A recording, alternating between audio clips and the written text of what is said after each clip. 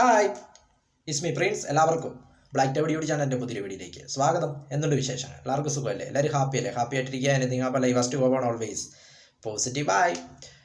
തൃപ്പൂണിത്തുറ അത്തച്ചമയം. ഈ വർഷത്തെ തൃപ്പൂണിത്തുറ അത്തച്ചമയം നേരിട്ട് കാണുവാനായിട്ടുള്ള ഭാഗ്യം ലഭിച്ചു. അപ്പോൾ അതിൻ്റെ ഒരു എക്സൈറ്റ്മെൻറ്റിലാണ്. ചെറുപ്പകാലം തൊട്ടേ നമ്മളിങ്ങനെ കേൾക്കുന്നതാണ് തൃപ്പൂണിത്തുറ അത്തച്ചമയം എന്നത്. അത് ഇന്ന് നേരിട്ട് കാണുവാനായിട്ടുള്ളൊരു ഭാഗ്യം ലഭിച്ചതിൻ്റെ ഒരു എക്സൈറ്റ്മെൻറ്റിൽ ഇങ്ങനെ നിൽക്കുകയാണ്.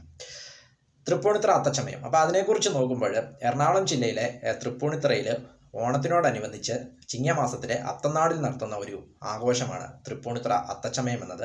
ഇതിൻ്റെ ഒരു പ്രത്യേകത എന്താണെന്ന് വെച്ചാൽ ജാതിമത ഭേദമന്യേ എല്ലാ ആൾക്കാരും ഇതിൽ പങ്കെടുക്കുന്നു എന്നതും മറ്റൊരു പ്രത്യേകതയാണ്. അതോടൊപ്പം വർണ്ണാഭമായ ഘോഷയാത്രയാണ് ഇതിൻ്റെ ഏവരെയും ആകർഷിക്കുന്ന ഒരു ഘടകമെന്ന് പറയുന്നത്. വർണ്ണാഭമായ ഘോഷയാത്ര എല്ലാ വർഷവും ഈ അത്തച്ചമയം ഓണത്തിനോടനുബന്ധിച്ച് നടത്തപ്പെടുന്നു. ഇതിൻ്റെ ചരിത്രം നോക്കുമ്പോൾ കൊച്ചി രാജാക്കന്മാരാണ് ഈ പരിപാടി ആദ്യമായിട്ട് സ്റ്റാർട്ട് ചെയ്തത്.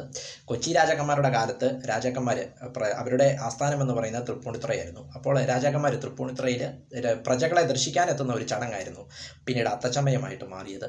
അതായത് അവർ സർവ്വ ആഭരണങ്ങളോടുകൂടിയും സൈനികരുടെ അകമ്പടിയോടുകൂടിയും പഞ്ചവാദ്യങ്ങളും മേളങ്ങളും കലാകാരന്മാരും ഇവരുടെ എല്ലാം അകമ്പടിയോടുകൂടി പ്രജകളെ കാണുവാനെത്തുന്ന ഒരു ചടങ്ങാണ് പിന്നീട് അത് അത്തച്ചമയമായിട്ട് മാറിയത്. അവസാനമായിട്ട് രാജകീയ അത്തച്ചമയം നടന്നത് 1947 ഓഗസ്റ്റ് 20 അന്നത്തെ മഹാരാജാവായിരുന്നത് രവിവർമ്മ പരിശുദ്ധായിരുന്നു അന്നത്തെ മഹാരാജാവ് എന്നത്.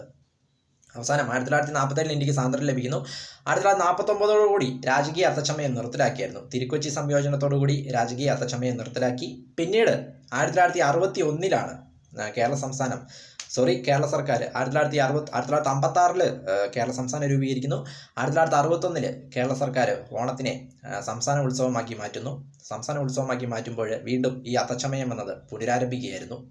അത്തച്ചമയം പുനരാരംഭിച്ച് പിന്നീടുള്ള വർഷങ്ങളിൽ കണ്ടത് ഇതൊരു ജനകീയ പിന്തുണ ഇതിന് കൂടി വരികയും പിന്നീട് ജനകീയ ആഘോഷമായിട്ട് ഇത് മാറുകയും ചെയ്യുകയായിരുന്നു.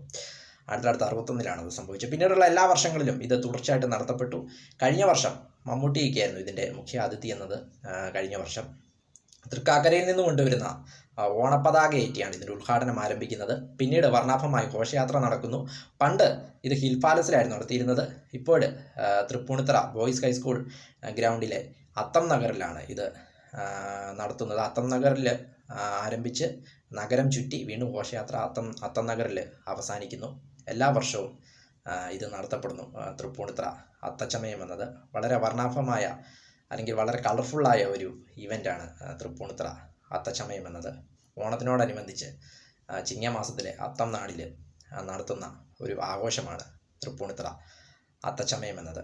ഈ അത്തച്ചമയത്തോടു കൂടിയാണ് മലയാളികൾ ഓണത്തെ വരവേൽക്കാനായിട്ട് ഒരുങ്ങുന്നത്. വീഡിയോ ഇഷ്ടപ്പെട്ടാൽ ലൈക്ക് ചെയ്യുക, ഷെയർ ചെയ്യുക, കമൻറ്റ് ചെയ്യുക, സബ്സ്ക്രൈബ് ചെയ്യുക. വീണ്ടും പുതിയ വീഡിയോയിൽ കാണാം. അതുവരെയും ടേക്ക് കെയർ, ബൈ.